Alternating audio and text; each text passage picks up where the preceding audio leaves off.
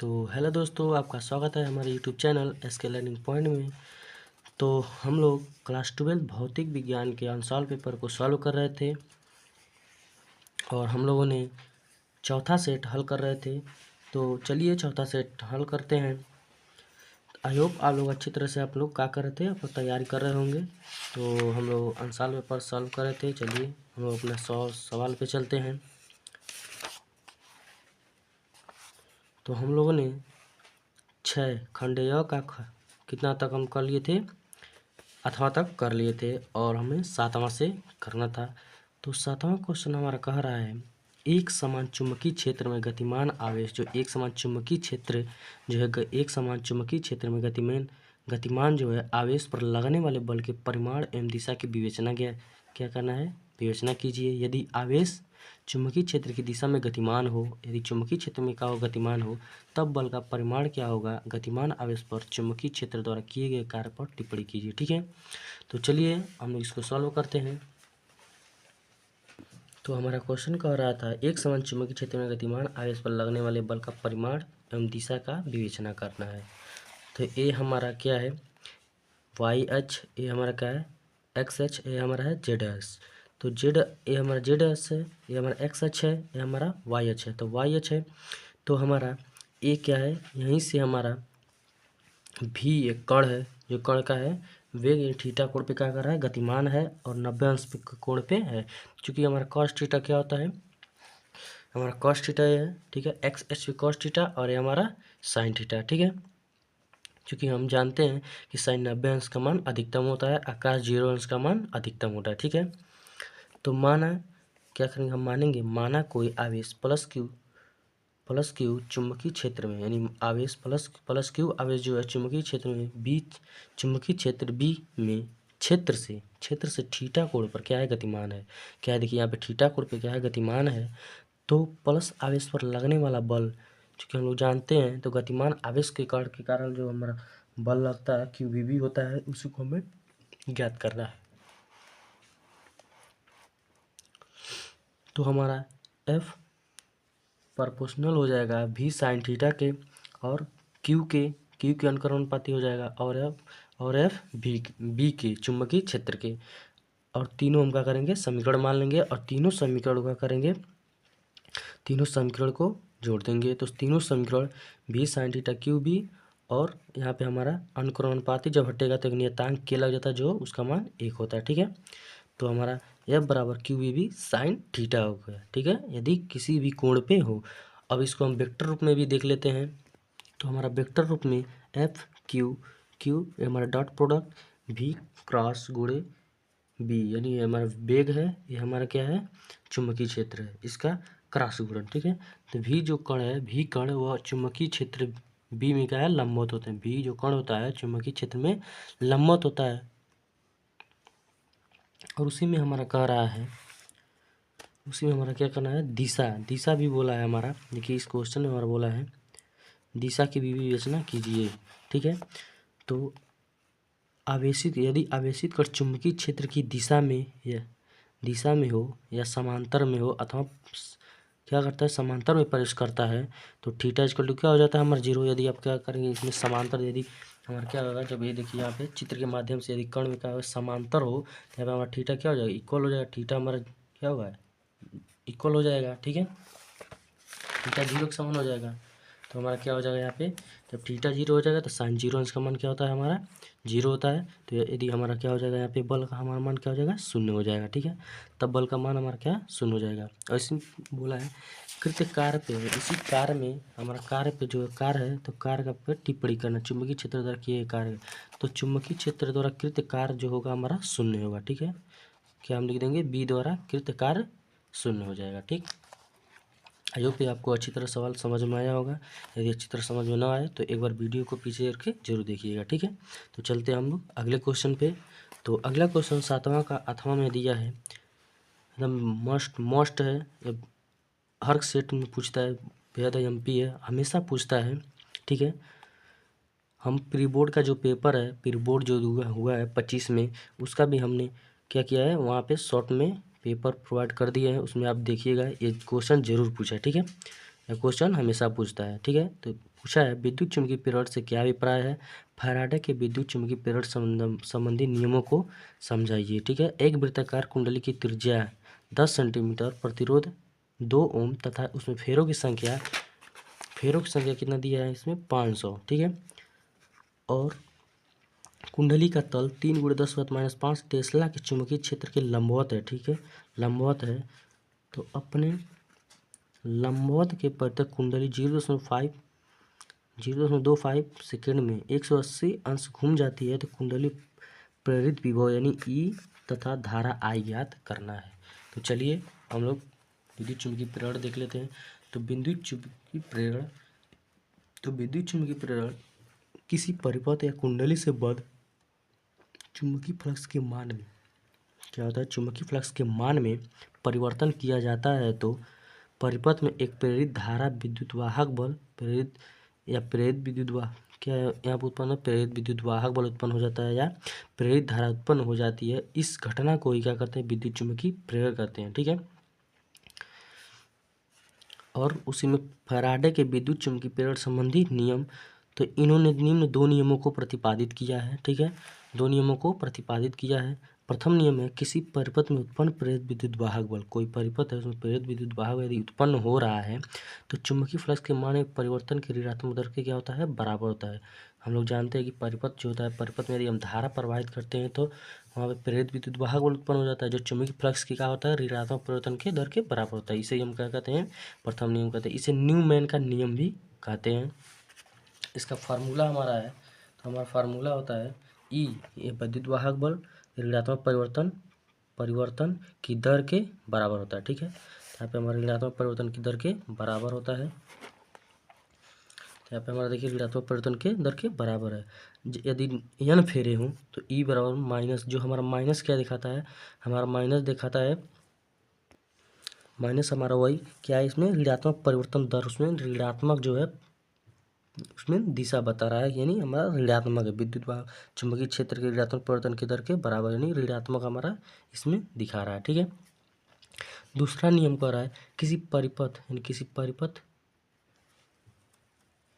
परिपथ में उत्पन्न प्रेरित विद्युत वाहक बल अथवा प्रेरित धारा सदैव चुंबकीय फ्लक्स के परिवर्तन के क्या करती है, विरोध करती है, जिसके कारण क्या होती है, स्वयं उत्पन्न होती है। इसे हम क्या कहते हैं, फैराडे का द्वितीय नियम कहते हैं। इसे लेंज का नियम भी कहते हैं।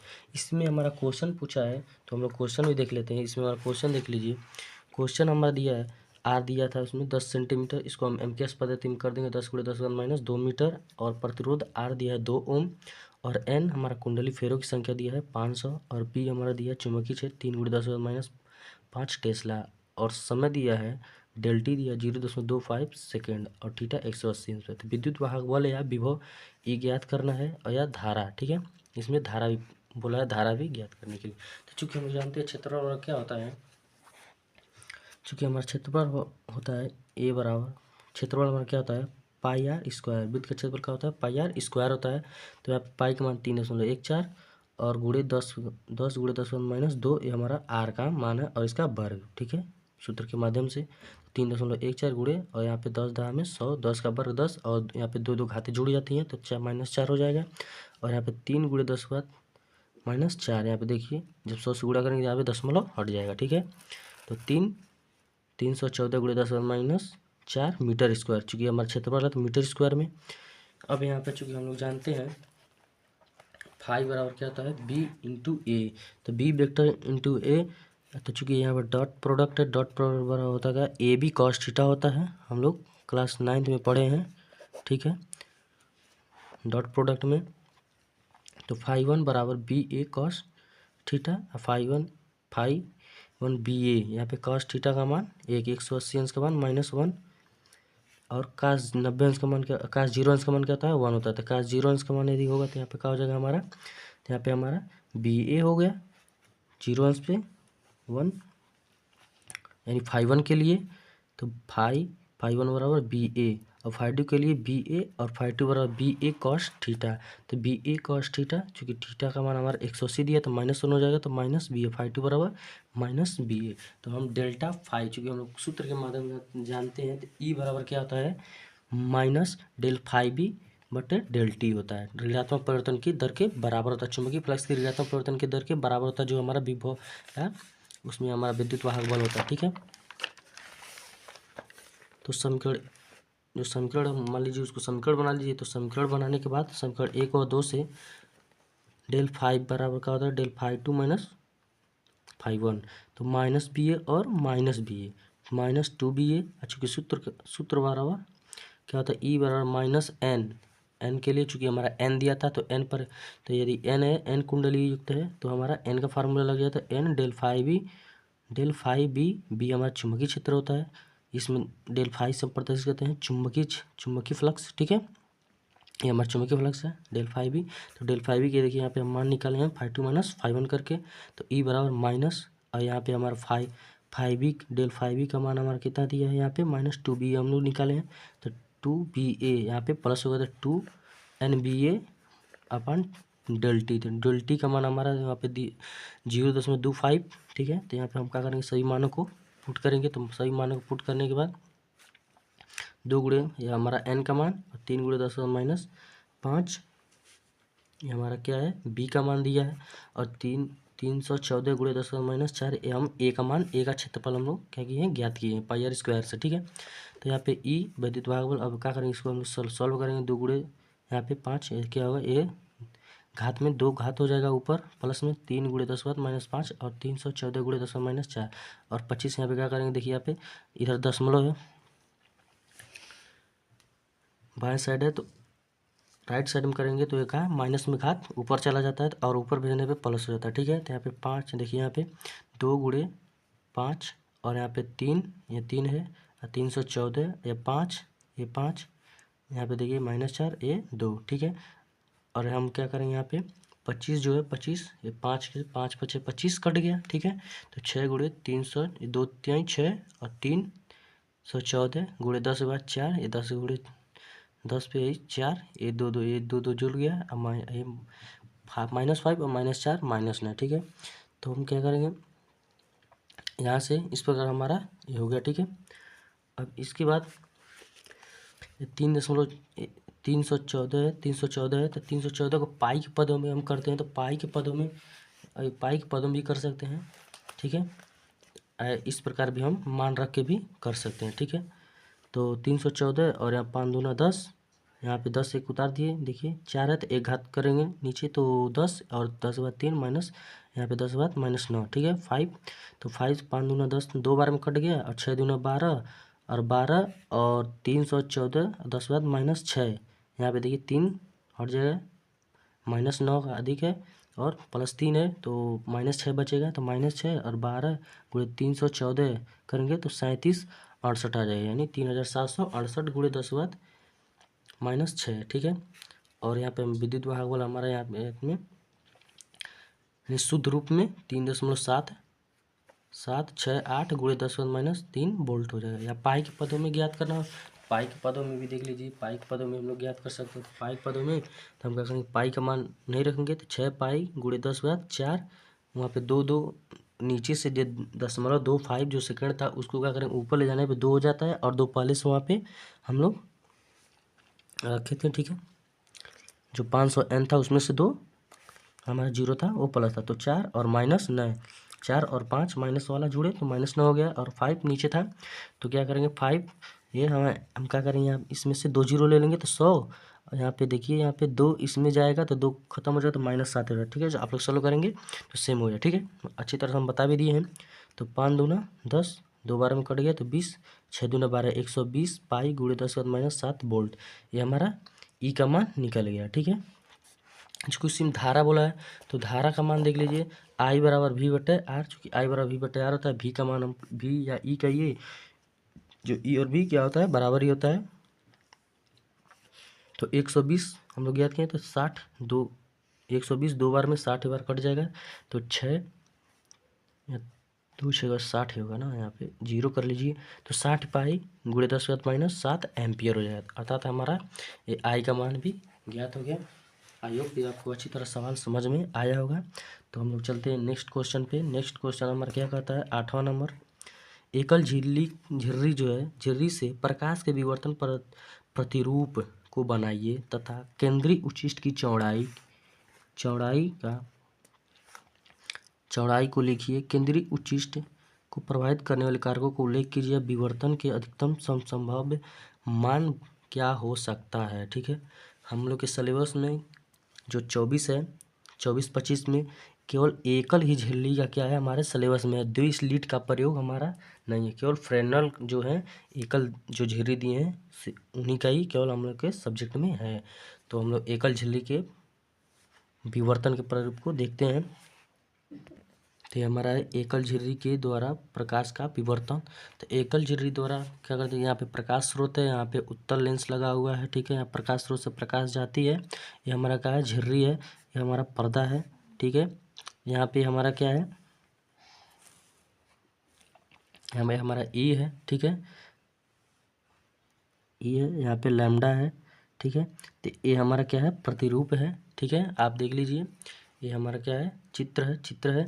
तो चित्र है, देखिए यहाँ पे गौण उच्छिष्ट, यहाँ पे अदीप्त बैंड और प्रथम निम्निष्ट, और यहाँ पे जो केंद्र में है तो केंद्रीय उच्छिष्ट, केंद्र है तो दीप्त बैंड, केंद्रीय उच्छिष्ट, और उसके बाद अदीप्त बैंड, प्राथमिक निम्निष्ट और गौण उच्छिष्ट। ठीक है, इस प्रकार ये हमारा चित्र है। ठीक है, तो चित्र देख लीजिए, ये हमारा चित्र है।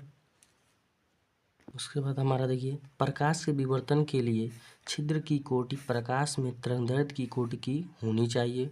एकल प्रकाश में माना एक झिल्ली जिसकी चौड़ाई क्या है हमारे पी है। देखिए यहाँ पे चित्र के माध्यम से चौड़ाई हमारा क्या है, पी है। ठीक है, पी है। झिल्ली में सामने अनंत दूरी पर एक प्रकाश स्रोत, देखिए यहाँ पे प्रकाश स्रोत है अनंत पे। ठीक है, प्रकाश स्रोत उपस्थित है। प्रकाश स्रोत से प्रकाश की झिल्ली में समांतर रखने के लिए एक लेंस प्रयोग किया। देखिए यहाँ पे बीच में लेंस प्रयोग किया गया है। हाइगेंस सिद्धांत के अनुसार झिल्ली से प्रकाश सभी दिशाओं में निकलती हैं। क्या सभी दिशाओं में निकलती हैं। झिल्ली से विवर्तन के पश्चात वे तरंगे जिसका पथांतर, ठीक है, समान होता है, दूसरे लेंस की सहायता से बिंदु O पर फोकसित होती हैं। देखिए हमारा बिंदु O है, यहाँ पे बिंदु O है, इस पर क्या करती है, फोकसित होती हैं तथा वहाँ पर क्या होती है, दीप्त बैंड बनाती है। देखिए यहाँ पे दीप्त बैंड बनाई है, यहाँ पे देखिए दीप्त बैंड बनाया है O पे, दीप्त बैंड जिसे केंद्रीय उच्छिष्ट कहते हैं, केंद्रीय उच्छिष्ट या मुख्य उच्छिष्ट भी कहते हैं उसे। ठीक है, बनाती हैं। इस बैंड में अधिक मात्रा में आपतित प्रकाश संकेंद्रित होती हैं। ठीक है, जिसे मुख्य उच्छिष्ट कहते हैं। हम बोले ना, मुख्य उच्छिष्ट कहते हैं या केंद्रीय उच्छिष्ट कहते हैं। प्रकाश तरंगे सभी दिशाओं में निकलती हैं। कुछ ऐसी तरंगे जिसका पथांतर लैम्डा होता है। ठीक है, हमने बताया, यहाँ पे देखिए, यहाँ पे ई है, यहाँ पे लैम्डा है, ये हमारा क्या, यहाँ पे लंब डालते हैं। ठीक है, और यहाँ पे हम क्या करते हैं, मानों को, प्रथम निम्निष्ट उच्छिष्ट के मानों को ज्ञात करते हैं। ठीक है, तो हमारे केंद्रीय उच्छिष्ट की चौड़ाई प्रथम निम्निष्ट के कोणीय स्थितियों के बीच की दूरी को कोणीय चौड़ाई कहते हैं। तो प्रथम निम्निष्ट की कोणीय दूरी ई साइन थीटा बराबर एम, जो एम जहाँ पे हमारा 1 2 3 आप कोई भी मान रख सकते हैं। ठीक है, तो साइन थीटा लैम्डा ई हो जाए, ई नीचे चला जाता है। ठीक है, थीटा बराबर लैम्डा ई, तो डी दूरी के लिए थीटा बराबर लैम्डा डी ई, यही हमारा क्या है, केंद्रीय उच्छिष्ट की कोणीय चौड़ाई है। ठीक है, केंद्रीय उच्छिष्ट की चौड़ाई है। ठीक है, तो हमारा यदि रेखीय हो तो रेखीय के लिए केंद्रीय उच्छिष्ट की रेखीय चौड़ाई यदि हो, तो यदि पर्दा डी दूरी पर हो तो 2x बराबर 2 लैम्डा ई गुणे डी। डी हमारा क्या है, डी हमारा देखिए, ये देख लीजिए, समझ लीजिए, झिर्री जो है और पर्दा के बीच की दूरी को कहते हैं क्या, बड़ा डी होता है, और स्मॉल डी हमारा क्या होता है, स्मॉल डी हमारा स्रोत के बीच की दूरी होती है। ठीक है, तो आई होप ये आपको अच्छी तरह से समझ में आ गया होगा। तो हम लोग चलते हैं नेक्स्ट वीडियो पे, नेक्स्ट क्वेश्चन पे। तो हम लोग नेक्स्ट क्वेश्चन देखते हैं, और हमारा इसी में कहा है, केंद्रीय उच्छिष्ट के प्रभावित करने वाले कारकों का उल्लेख कीजिए। तो हम लोग इसको उल्लेख कर लेते हैं, और विवर्तन की अधिकतम संभाव्य मान क्या हो सकता है। ठीक है, इसको भी हम लोग देख लेते हैं। केंद्रीय उच्छिष्ट को प्रभावित करने वाले कारक 3 हैं।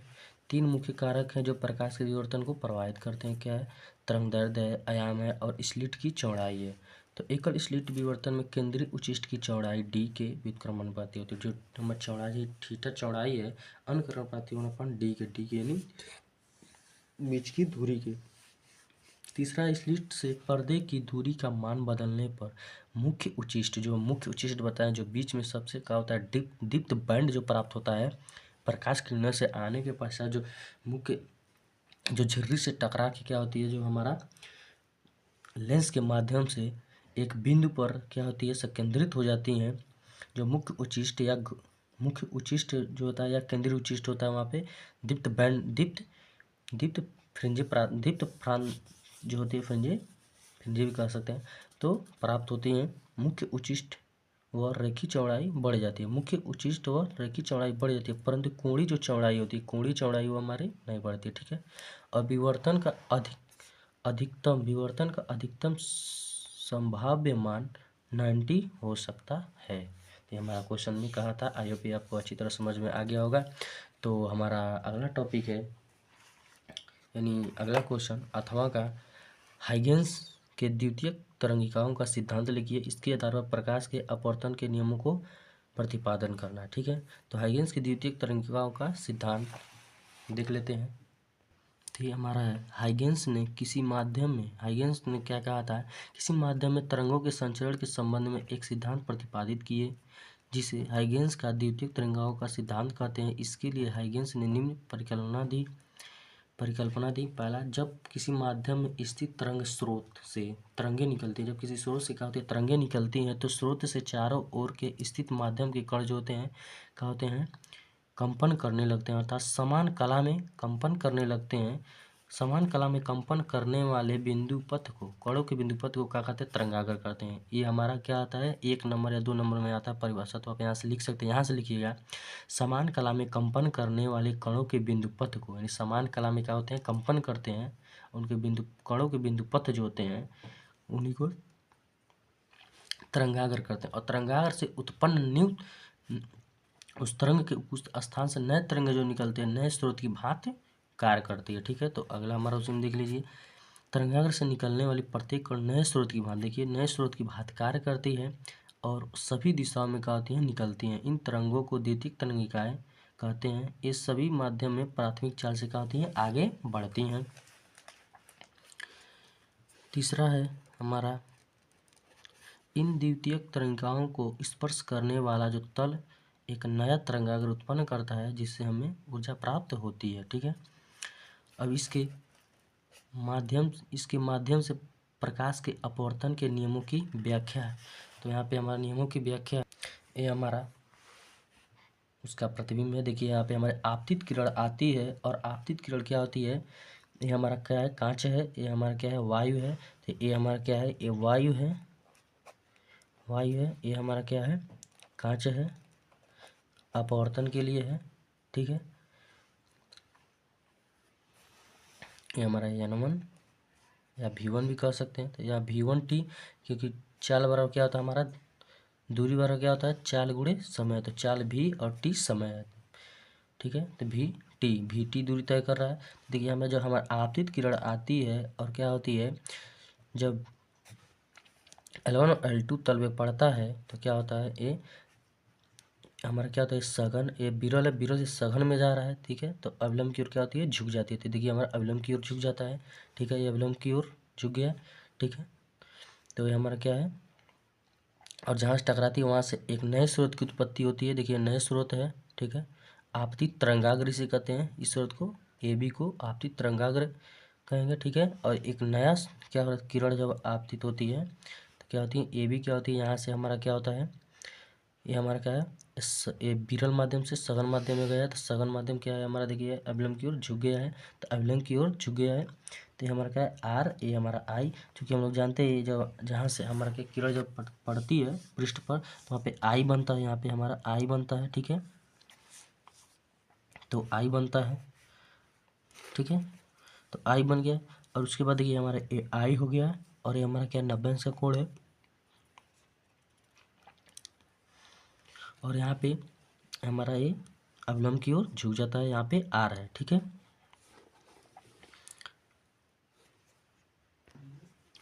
तो ये हमारा, और ए ई का हमारा दूरी है V2, ये हमारा क्या है V2 मान लीजिए, V2 माध्यम, ये हमारा क्या है V1 है, ठीक है।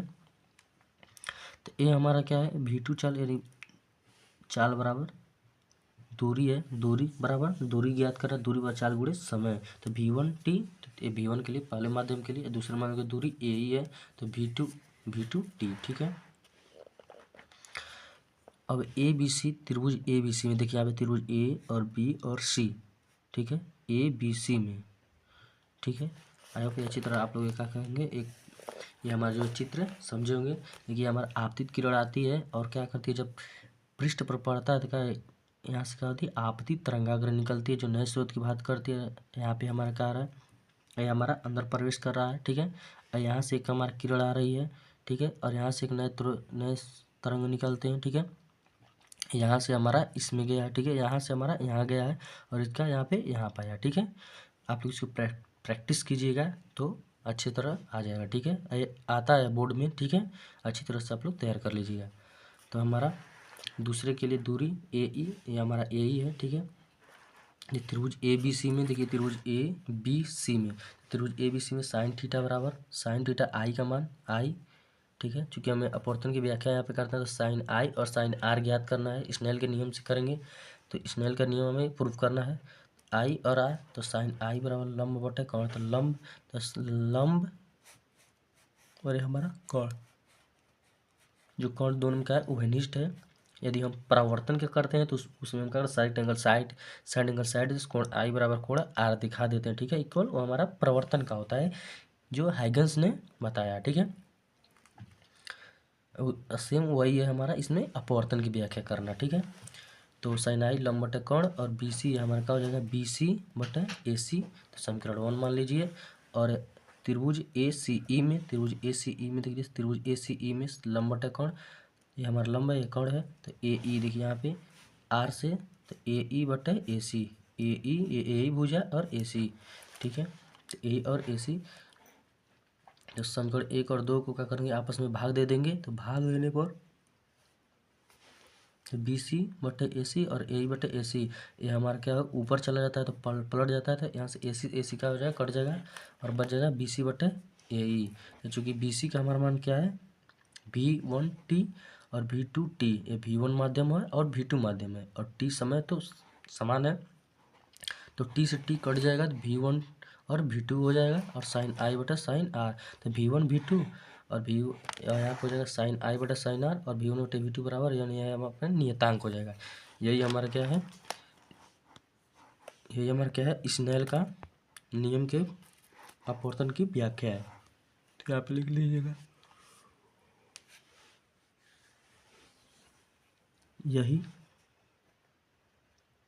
स्नेल, ठीक है, लिख लीजिएगा आप लोग, स्नेल के अपवर्तन की व्याख्या करता है, ठीक है। आई होप ये अच्छी तरह आप लोग को समझ में आ गया होगा। तो आप लोग इसे स्क्रीनशॉट ले लीजिएगा और इसको अच्छी तरह से नोट डाउन कर लीजिएगा और इसका प्रैक्टिस कर लीजिएगा, ठीक है। चलते हैं आप अगला क्वेश्चन पे। तो हमारा अगला क्वेश्चन कह रहा है, अगला क्वेश्चन देखिए 9 और लास्ट क्वेश्चन, दे ब्रॉगली द्रव्य तरंगे क्या है, दे ब्रॉगली द्रव्य तरंगे क्या है, इसके प्रमुख गुणों का उल्लेख कीजिए और अल्फा कण और प्रोटॉन और इलेक्ट्रॉन की गतिज ऊर्जा समान है, तो जिस कण से बद्ध दे ब्रॉगली तरंग की अधिकतम क्या करना है, दी ब्रॉगली तरंग दैर्ध्य अधिकतम होगी और क्यों होगी, ठीक है, ये हमारा बताना है। तो चलिए हम लोग दे ब्रॉगली द्रव्य तरंगे को क्या करते हैं, देखते हैं। क्वेश्चन नंबर 9 हमारे दे ब्रॉगली द्रव्य तरंगे, चूँकि हम लोग जानते हैं हाइगेंस ने हमें बताया कि गतिशील कण सदैव एक तरंग से संबंधित होते हैं, ठीक है, अर्थात फोटॉन में भी तरंग का गुण विद्यमान होता है। दे ब्रॉगली की इस अवधारणा को द्वैत प्रकृति कहते हैं, द्वैत प्रकृति होते हैं जिसमें कण और तरंग दोनों साथ हों, ठीक है, तो द्वैत प्रकृति कहते हैं। द्वैत प्रकृति न केवल द्वैत जो प्रकृति है, द्वैत प्रकृति न केवल प्रकाश में होती है बल्कि द्रव्य कणों के पास भी होती है। इन तरंगों को द्रव्य तरंगे या दे ब्रॉगली तरंगे कहते हैं तथा इनके, ठीक है, दे ब्रॉगली तरंगे कहते हैं तथा इनके तरंगदैर्ध्य को और इसके तरंगदैर्ध्य को ही क्या करते हैं, दे ब्रॉगली तरंगदैर्ध्य करते हैं। तो ये हमारा देखिए लैम्डा तरंगदैर्ध्य है और h/p होता है। ठीक है, ये हम क्या करते हैं, प्रूव करते हैं जब दे ब्रॉगली तरंगदैर्ध्य का समीकरण, तरंगदैर्ध्य का क्या करते हैं, मान को ज्ञात करते हैं E बराबर mc² से और E बराबर और P बराबर mv से, क्योंकि एक बार कण मान लिया जाता है, एक बार चाल से हम क्या करते हैं, ज्ञात करते हैं। ठीक है, तो इनके गुण जो हैं, इनके गुण देख लीजिए, हल्के कण से बद दे ब्रॉगली तरंगदैर्ध्य ज़्यादा होता है। तो यहाँ पे लैम्डा गुणे 1/m देख लीजिए, यहाँ से आप लोग देख सकते हैं इस सूत्र से, चूँकि P बराबर क्या होता है mv, तो यहाँ से आप लोग क्या कर सकते हैं, यहाँ पे देख सकते हैं अनुकरणपाती h हमारा क्या है, प्लांक नियतांक होता है, तो 1 और यहाँ पे m, तो यहाँ पे देख लीजिए इस सूत्र के माध्यम से पहला हमारा डिफाइन हो जाता है कि हल्के कण, जो हल्के कण है से बद दे ब्रॉगली तरंगदैर्ध्य ज़्यादा होता है। देखिए तरंगदैर्ध्य ज़्यादा, यदि लैम्डा का मान अधिक होगा तो इसका मान कम होगा, यदि इसका मान अधिक होगा तो तरंगदैर्ध्य का मान कम होगा। तो कम वेग से गतिमान कण, या अब कण से ले लीजिए तो क्या कण या भी है, तो यहाँ से आप भी का भी देख सकते हैं। ठीक है, कण से बद दे ब्रॉगली तरंगदैर्ध्य ज़्यादा होती है। देखिए यहाँ पे लैम्डा का मान अधिक होगा तो भी का मान कम होगा, भी का मान अधिक होता है तो लैम्डा यानी तरंगदैर्ध्य का मान कम होगा, यदि चाल अधिक होगा तो तरंगदैर्ध्य कम हो जाएगा। ठीक है,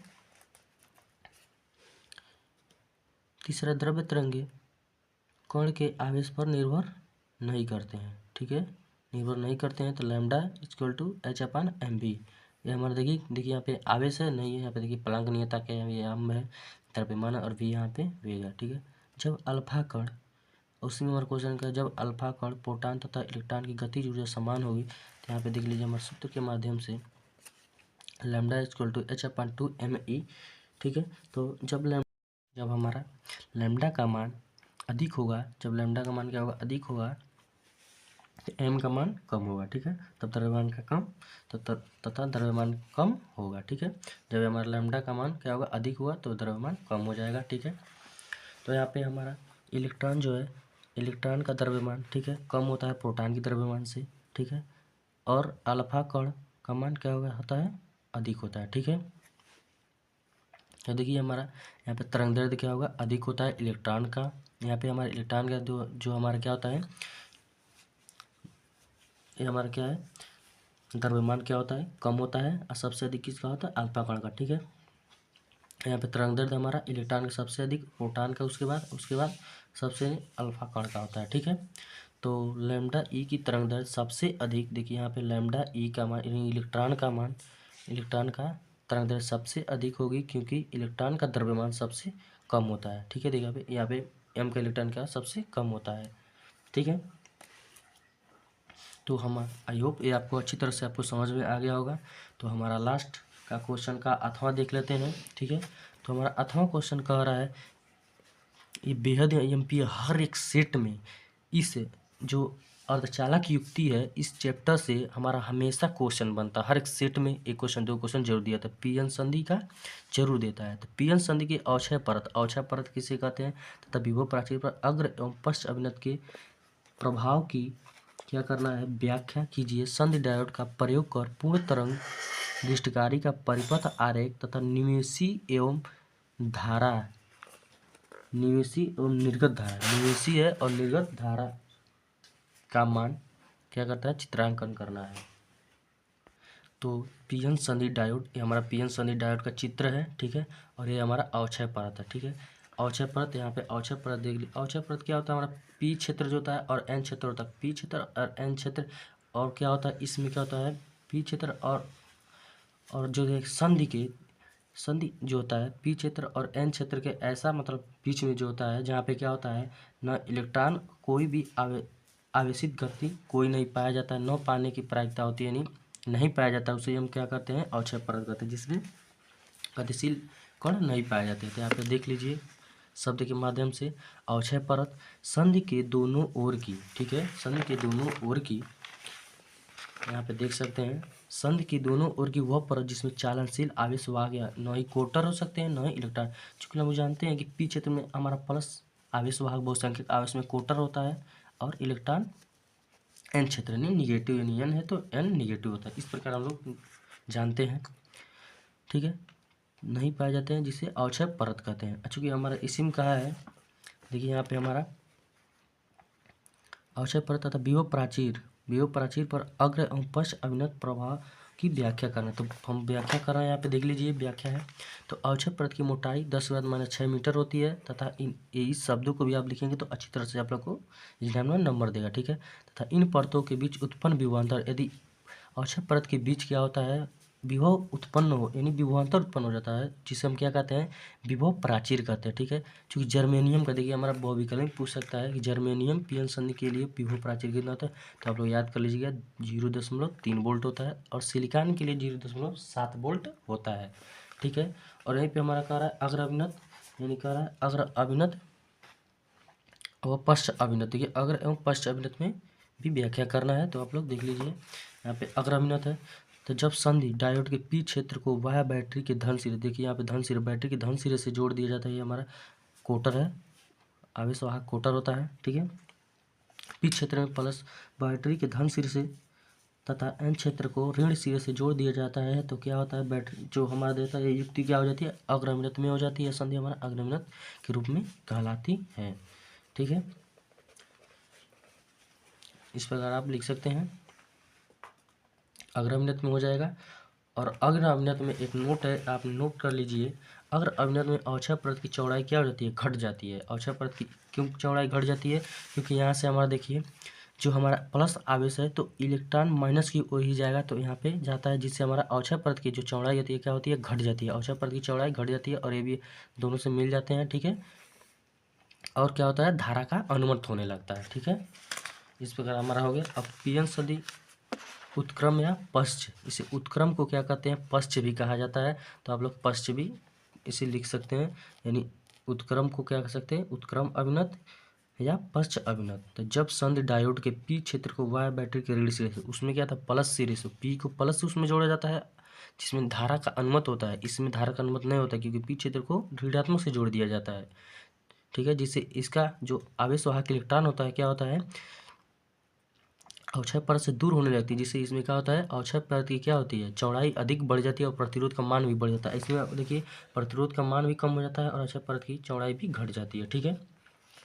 ये ग्राफ भी देख लीजिए, अगर ग्राफ पे आ जाए जर्मेनियम के लिए तो आप लोग जर्मेनियम का ग्राफ भी खींच सकते हैं, ठीक है। तो देखिए पी क्षेत्र को ऋण सिरे से जोड़ दिया जाता है, तो इस संधि को उत्क्रम अभिनत कहलाती है। देखिए ये हमारा पी क्षेत्र है, ये एन क्षेत्र है, देखिए यहाँ पे माइनस से जोड़ दिया गया है पी क्षेत्र को, तो ये हमारा देखिए आवेश वाहक कोटर जो है प्लस है, ये हमारा दूर भाग रहा है, ठीक है, संधि से दूर भागता है, जिसमें अवक्षय परत की चौड़ाई हमारी अधिक बढ़ जाती है।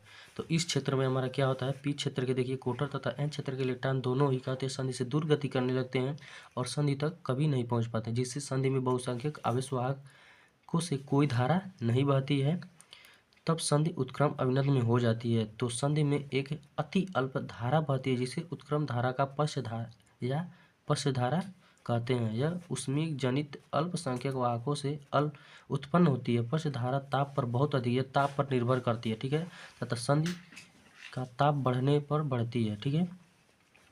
तो नोट आप यहाँ पे लिख लीजिएगा, ये नोट लिख लीजिए, उत्क्रम अभिनत संधि में इलेक्ट्रॉन व कोटर को इस प्रकार प्रदर्शित करते हैं। कोटर कब बन जाता है, जब क्या होता है,